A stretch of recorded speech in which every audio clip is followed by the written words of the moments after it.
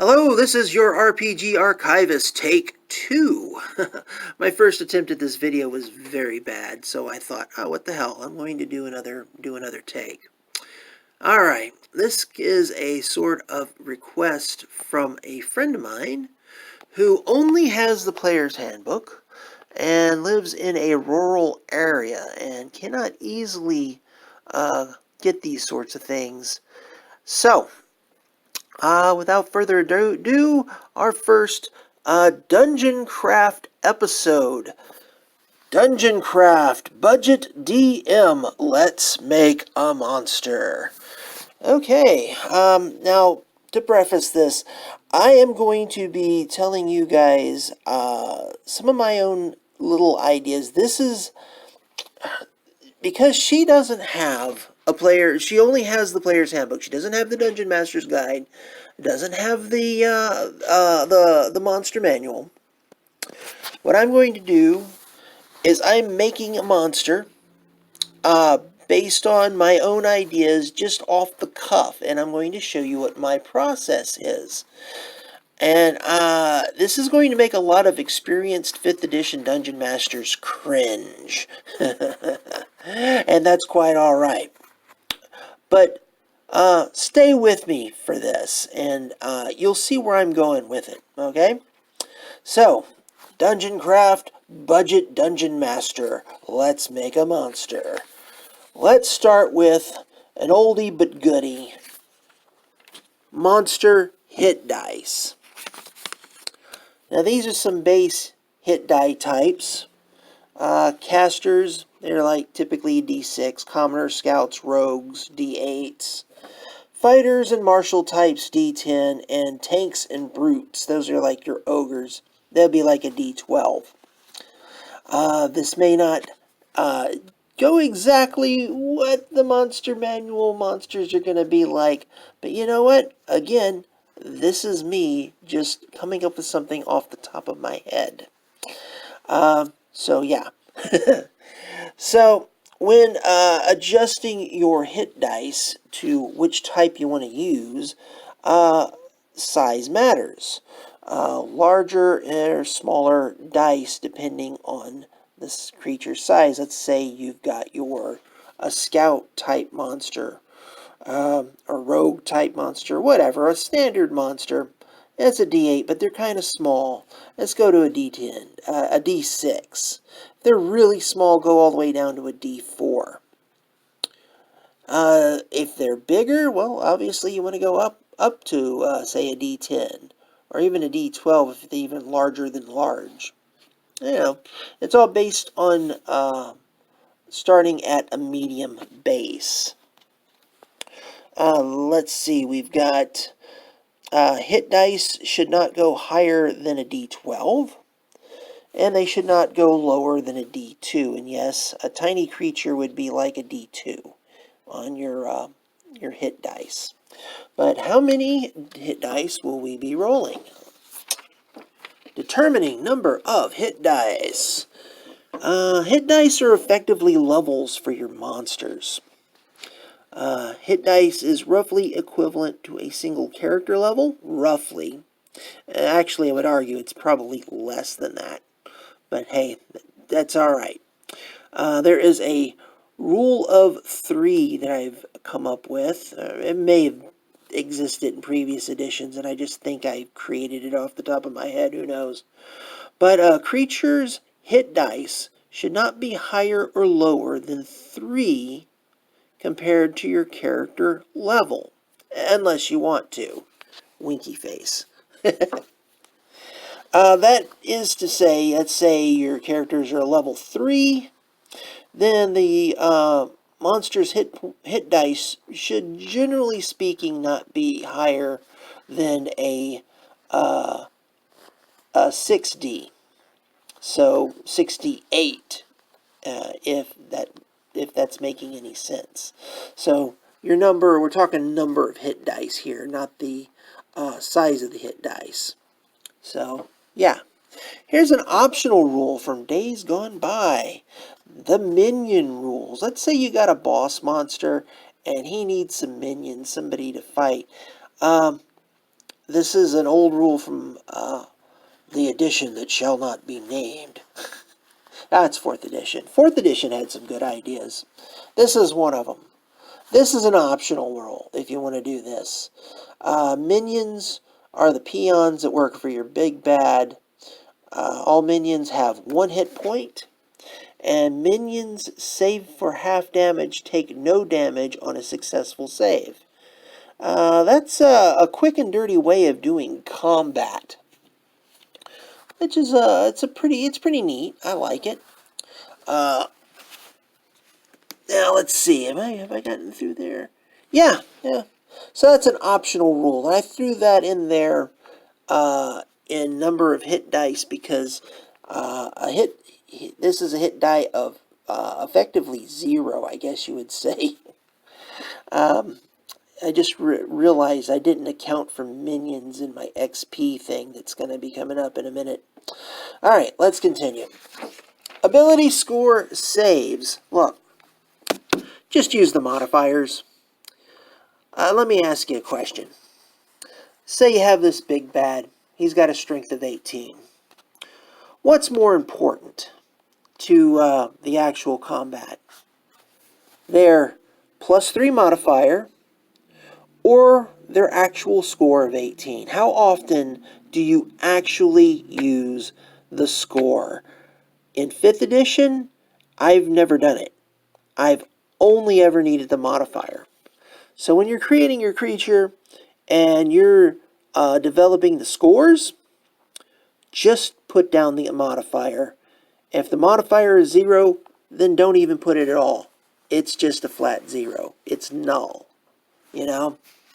Here's some alternate saves. You know how we're saving like a strength save and a dex save? Well, here's some old saves from 4th edition. This might speed it up, it might not. You may just choose to ignore it. This is just an idea. Fortitude, Reflex, Will.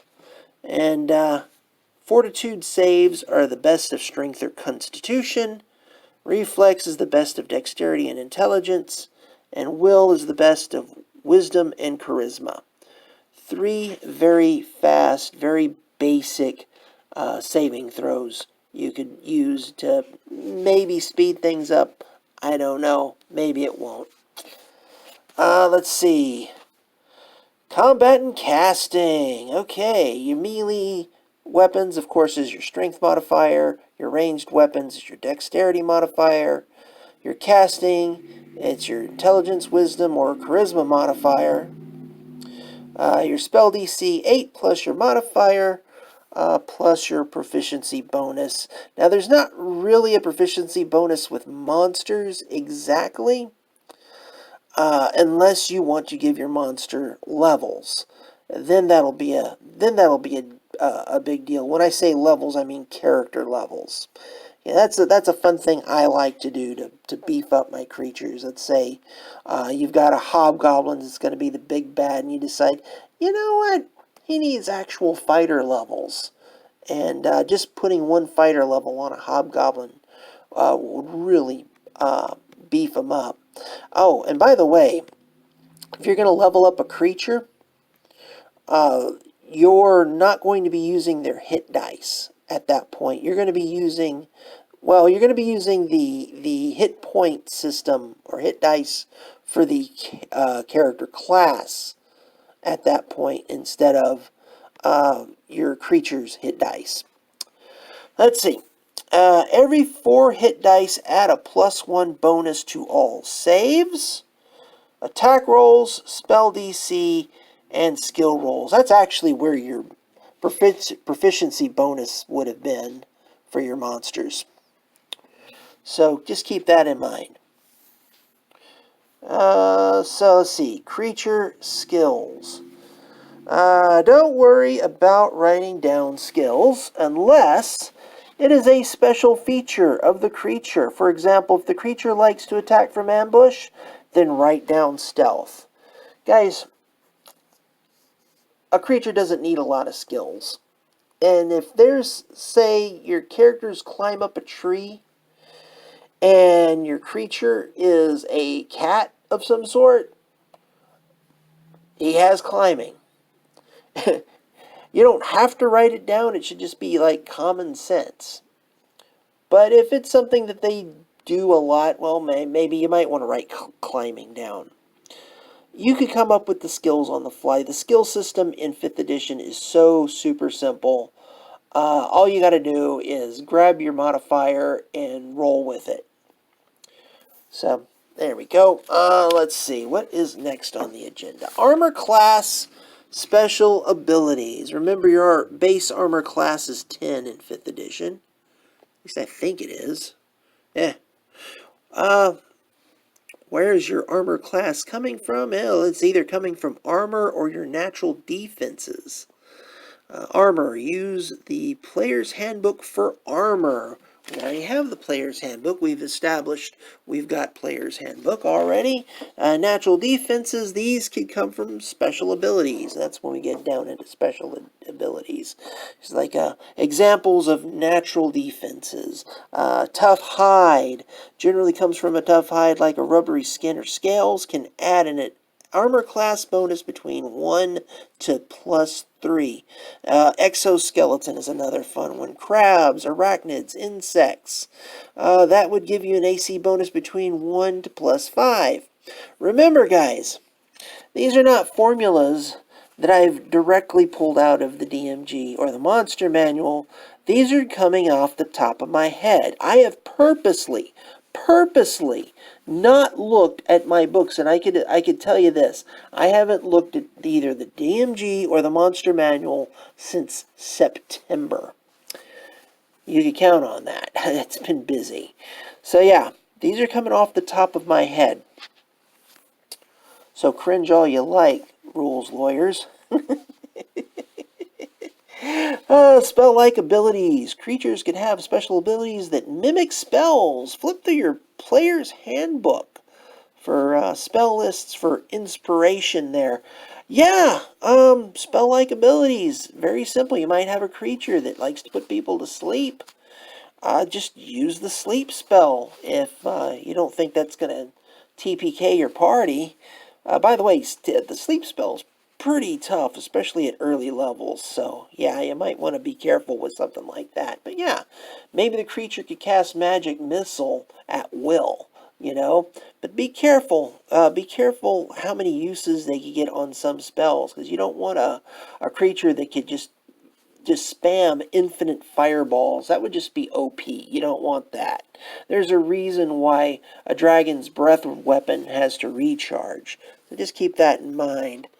See, this got some other special abilities. We got Paralyzing Touch. A successful attack forces the character to make a con save or become immobile for a time. You get to decide that. It might be like a D4 rounds or D12 rounds or maybe for the rest of the day. It's up to you. I would recommend keeping the paralyzation kind of low, however. Displacement. Here's a favorite of mine.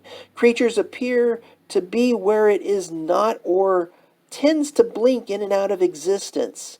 Basically, if a player makes a successful attack on a creature like that, they have like a 50% chance of actually being a miss. It's like, I hit it. No, it really wasn't actually there. You just thought you hit it.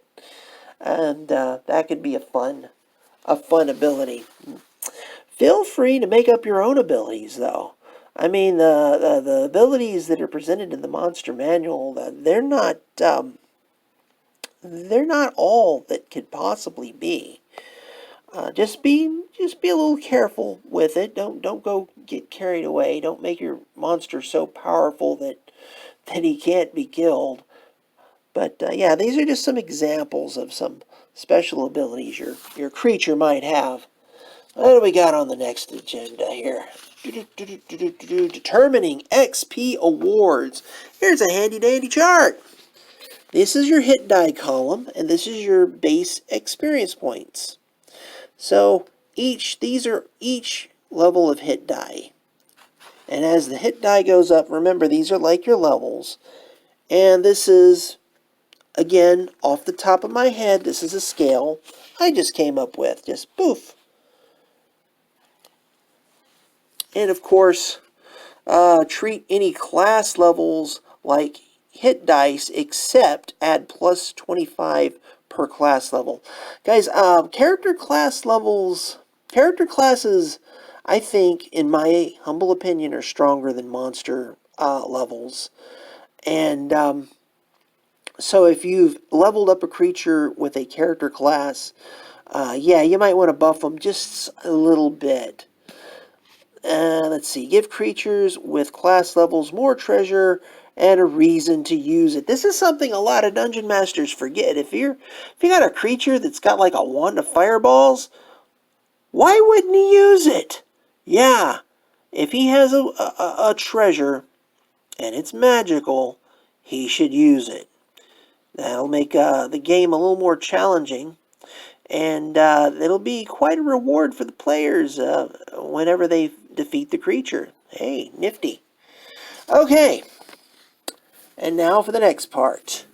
Putting it all together.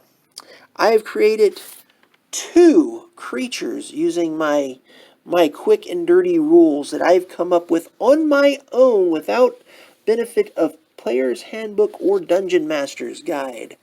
First one is the Oni. And I think I remember seeing a version of the Oni either in the Monster Manual or one of the other books like it, that maybe by a third party. It's like some blue monster likes to kidnap children. I don't remember. But my Oni is going to be just more like a Japanese ogre. And he has 4d12 plus 4 hit dice. The plus 4 comes from his con save. So each level he's getting a plus 1. So 4d12 plus 4.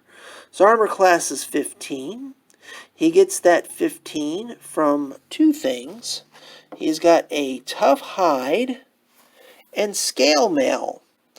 Now, you may or may not want to stack the toughness and the regular armor together, but the way I figure it, the max dexterity is 2 using your scale mail. Why wouldn't there be a max constitution, or not constitution, why wouldn't there be a maximum tough hide or constitution value or whatever? Why wouldn't that apply to other things, not just dexterity? That's just a thought I'm playing with, but it puts his armor class to 15. That's scale mail with the 14 plus the plus 1 for his tough hide. He is a 4d12, so he's looking at the little chart. He is 100 XP at its base. And of course, his hit points are 28. Now, I've given him a few special abilities. Tough Hide, you've already seen. But I also decided, you know what, he knows Eldritch Blast, because why not? He just does. It's got a plus 1 attack, and it does D10 damage. Simple, easy, I like it, it works. Where does the plus 1 come from? I don't know. I felt like giving him a plus 1. So he doesn't have any kind of ability score to go with that. He's a plus 1. Well, actually, come to think of it, well, you know what? Now that I remember, he's effectively a 4 hit die creature, which adds a plus 1 to his... That's probably what I was originally thinking anyway. Yeah, that's probably where it goes. Don't worry about it. Anyway, Dancing Lights, same as the spell in the Player's Handbook, because why not? Human form, this is one I came up with 100% on my own. He could create the illusion of appearing human and or other humanoid of size medium to large. The humanoid will always look the same every time and will take on some features of the Oni. So if he creates the illusion of being human, he's going to be that human every single time he becomes human. Think of it as the human version of the Oni or the appearance of the human version of the Oni. I thought that would be a fun one so he could sneak around cities and gather information if he wanted, even though he's more of a brute fighter type. Because he is large. He is a large creature. I didn't write that down anywhere, but he is large. He is also intelligent, and why wouldn't he have an ability like that? Equipment, Scale Mail, Great Club. You're not going to find Great Club in the player's handbook. I just came up with that. He's got a big giant club, and it does D10 damage. And of course you've got +5 to hit, because he's got the +3 strength, plus the +1 for being 4 hit die. I'm missing one. You know what? It's +5 because I say so. How's that? I like the +5. Maybe it should be a +4. I don't know. But his damage is D10 +3. And the +3 comes from his strength. There's a lot of stuff not written down here. Things like speed. Where's his speed? I don't know. How often do you use speed? I mean, unless you're playing on a grid, it's not going to matter. But you could just assume that his speed would be like 30, because that's what most players are. Notice I didn't give him dark vision. Too many monsters in D&D have dark vision. I'm a little bored with dark vision. Dark vision used to be cool. Infravision used to be cool. Low light vision was kind of cool. It's not cool anymore. Everything has dark vision. It's just an excuse not to use a torch. That's why I gave him dancing lights. Alright. He's kind of a big bad, isn't he? I might want to adjust his experience points because of his abilities. That's why I called it base experience points. I mean, he's got Eldritch Blast and Dancing Lights, but none of these are really combat type things. Well, Eldritch Blast is, but you know, he could just as easily be using a crossbow, right? So, I'm going to leave the XP at 100. Yeah, that sounds about right. But this guy might want minions. He might want some people to work for him. So that's where I come up with Okimoto. Normally, I would just reskin a hobgoblin, but we can't do that. Can't reskin a hobgoblin because we're not using the monster manual. So, off the top of my head, I figure they're a 2 hit die creature. They've got a +1 strength, con, and dex. They're not dumb. They're not dumb. They're not particularly charismatic, but they're not horrible either. You know, they're pretty average. You might notice I've got the average hit points on here, the way I did on the Oni. I didn't mention that, but it's no big deal. And then I go straight to equipment. Scale Mail, Katana. Katana? That's not in the player's handbook. Well, I just took the scimitar. Same as scimitar. I just took the scimitar and said it was a katana. Because why not? And, of course, they've got a longbow. Their XP value is 50, because 2 hit dice. Now, if I were using these guys as minions, I'd cut that by, I guess, a fourth. Instead of being worth 50, they'd be worth 15, 10. I would significantly lower the XP value. They would have no more than half their hit points, but probably no less than 5. Well, maybe not that low, because they do hit. So, we went through all this. So why? Why not just encourage this person to buy the DMG, the Monster Manual, or even better, as a starter set to get started? Well, I wanted to bring to everybody's attention that Dungeons and Dragons is a game about imagination. Once you have your base rules, you could pretty much do anything you want with it. Now, there are going to be people that are going to go, "Ooh, yuck, you just made up your own rules. That's terrible. Ugh."